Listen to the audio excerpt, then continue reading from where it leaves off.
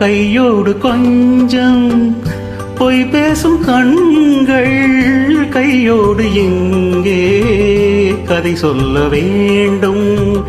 கையோடு கொஞ்சம் பொய் பேசும் கண்கள் கையோடு எங்கே கதை சொல்ல வேண்டும்.